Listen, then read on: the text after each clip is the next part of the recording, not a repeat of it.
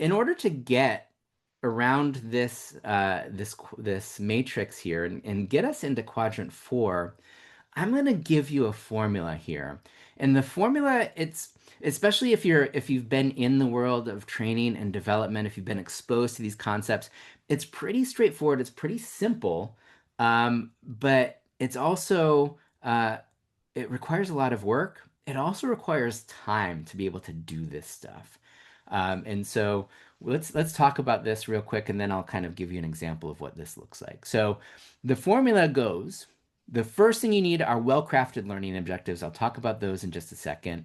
And you need to add those to instructionally sound training design. Okay, this is super generic. This formula is super generic.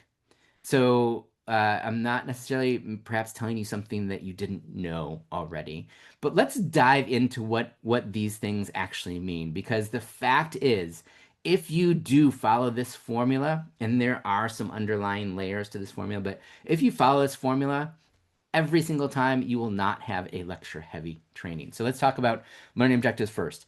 And learning objectives, there are three things that a well-crafted learning objective needs. The first thing is it needs to be participant centered. And the language we use when we think of our learning objectives is very important. Because if we start out by saying my learning objective is that I want to tell this group this, it's very different from by the end of this session, my learners will be able to do this, right? And we'll compare that in just a second. There's two other things that we need here for learning objectives. One is that they need to be action oriented. So we need some sort of verb in our learning objective statement, and then also they need to be observable. And so let me give you an example of what this looks like. So a sample learning objective could be this, right? This is very simple. Let's imagine we're doing some sort of sales training.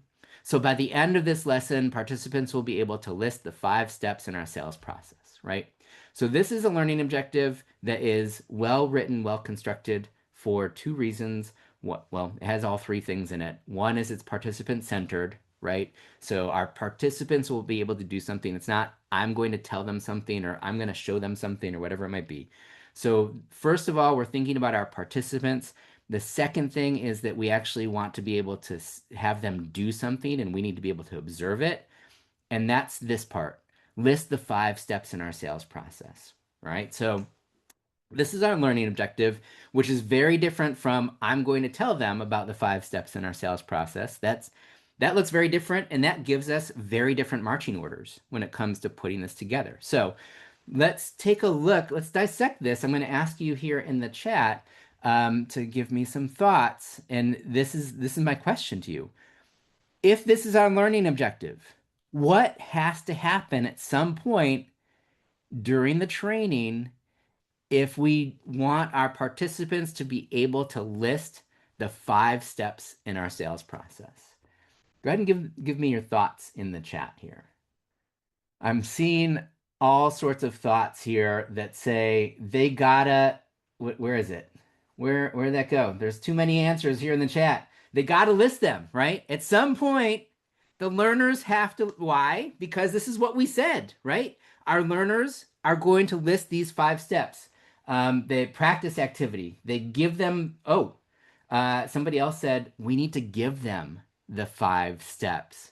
So yes, there are 2 things that absolutely need to happen. And so when we think of this, the first thing that has to happen before people can list those, right? So we need to give them some information. We need to teach those 5 steps. If that is our learning objective and we expect them to be successful, we can't just kind of say, all right, our sales process is 5 steps, list them, right? We need to give people those 5 steps. And something else that people are talking about, if they have to list them, they need a practice activity, they need some kind of I'm going to get to that one in just a second. They have to explain it in their own words, whatever it might be. They have to list those 5 steps, right? So these are 2 things that have to absolutely happen if this is our learning objective. Now, somebody in here said some kind of connection has to be made. David, thank you so much, because that is something else that has to happen, and it's not in one of these 2 steps.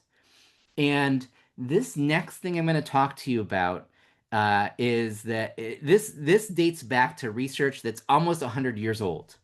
This is schema theory. There is a cognitive psychologist named Frederick Bartlett who talked about this idea that our brains need to make sense and organize things according to what is familiar to us. And so this thing where David Spector is saying we need to have some sort of connection to this. What's in it for me? So before we teach those 5 steps, before we have people list things, there's a first step. And when I review people's lesson plans, when people come to me and say, "Can you help me make this more engaging?" The step I'm about to talk about is the step that I have found is most missing anytime we do this. And that's the first step. It's something that I call the anchor step. And so what I might do if I was teaching the sales process is I might try to connect this to something that might be more familiar, maybe universally familiar to people. Thinking of, what else has steps in a process? Maybe cooking, right? Maybe following a recipe. And I might ask that question, what happens if we're making dinner and we decide to skip a step in the recipe? Now, maybe the dinner will turn out better because we're experimenting. Maybe it'll be worse because the bread didn't rise or whatever it was because we used the wrong ingredient or we skipped a step or we added the wrong thing at the wrong time, right? So more often than not, it's not good.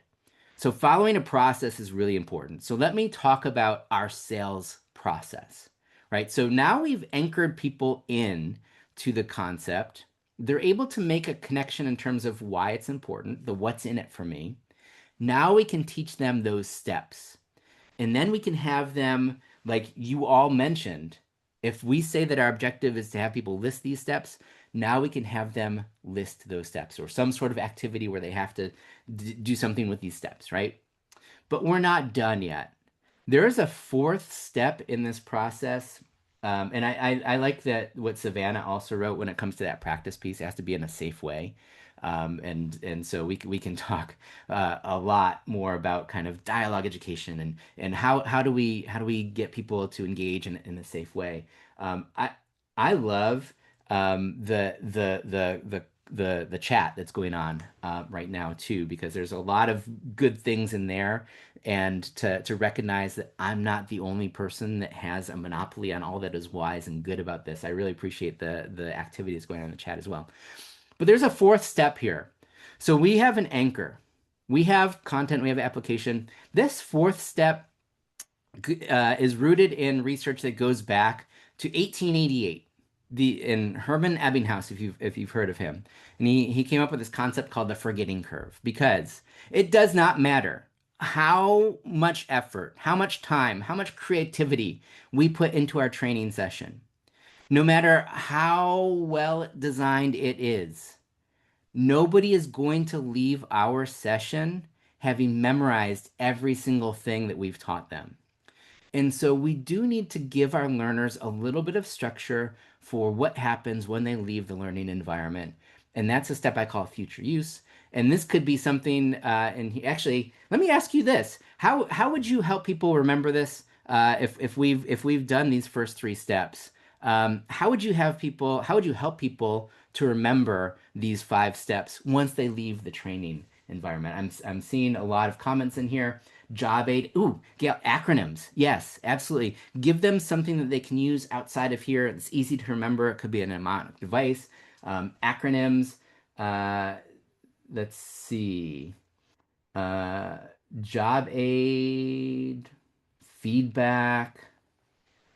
One thing that and so I'm with the job aid folks. I really appreciate the idea that we can kind of give people something that's physical, tangible, and so this idea is just distribute like a wallet card, or that they can put in their wallet if they need to remember if they're going out on a sales call, or if they do virtual sales, give them a card that they can stick to their monitor, something that they can use in order to be able to remember. without having to actually memorize everything they're using. Now, there will be instances in which people need to have information memorized, but oftentimes that's not necessarily the case. So giving people a job aid is a great future use activity.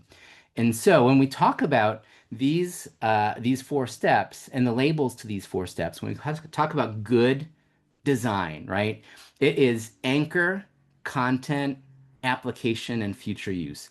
These are the four steps that if we put these and if we incorporate these into every single thing that we do, then we will no longer have lecture heavy training. So we can do lecture, right? Lecture, I'm not saying that we should drop lecture. We can do lecture. And we need to make sure that we build other things around that lecture that make it a really good, holistic learning experience for our learners. Now, I'm going to go back to that formula that I mentioned, learning objectives plus a training design model here. That is what's going to eliminate lecture heavy learning. Now, let me ask you, and this is going to be a rhetorical question. I'm not, if you want to put it in the chat, you can, but how is this different from a learning objective that says, my objective for this training is to instruct learners about the 5-step sales process? Remember before it was participant centered, so we need to have them do something. Here, if it is instructor centered, then it is just, I guess success is defined by have I instructed them on the 5-step sales process, right? So when we talk about the idea of learning objectives being participant centered, it's not just rhetoric. This is something that we need to make sure that we shift our mindset if this is the kind of objectives that we're coming up with in order to make sure that the design of the session kind of follows what it is that we set out, what it is that we said we're going to do when we set out. It's also, or how would it be different if we just said this, right? If we want to make it learner centered, learners will know each step of the 5-step sales process. So this is another one of those things where, okay, well, it's learner centered, it's action oriented, right? They'll know. But what are we doing? Before, when we had that objective that said they're going to list the 5 steps, we had them doing something. Here, if they're going to know that, this is oftentimes another kind of reason why we have a lot of lecture heavy training because we use is the action verb that we're using doesn't lend itself easily to translation of being able to see something happen in the classroom. So just to remind you, we have this formula, right? So well-crafted learning objectives, they need to be learner-centered, action-oriented, observable, and instructionally sound training design, and that's the anchor content application future use.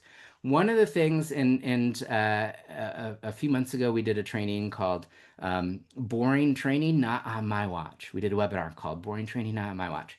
And one of the resources that we gave during that, and I know a number of people that have signed up for this webinar have downloaded this. But if you would like, and my colleague Rachel will go ahead and put the link to this resource there. And the reason I'm putting this up here is because sometimes it's really difficult for uh, uh, for people to think of what are some different activities I can use besides lecture. And beyond that, now with these four, Brian's saying we have to have 4 steps. Well, this cookbook has 86 different activities. 11 of them are icebreakers, but 75 of them are activities that fall into the category of anchor activities, activities, application, or future use. And so this could be a resource that you could download and you can use it in order to figure out, okay, if I need to think of what is going to be an anchor activity, how do I give people the what's in it for me? It has some ideas in there for you. We don't want you just to kind of leave here and think, okay, he said I have to come up with some different activities, but what are they? Some answers in here, and maybe these will inspire some other thoughts.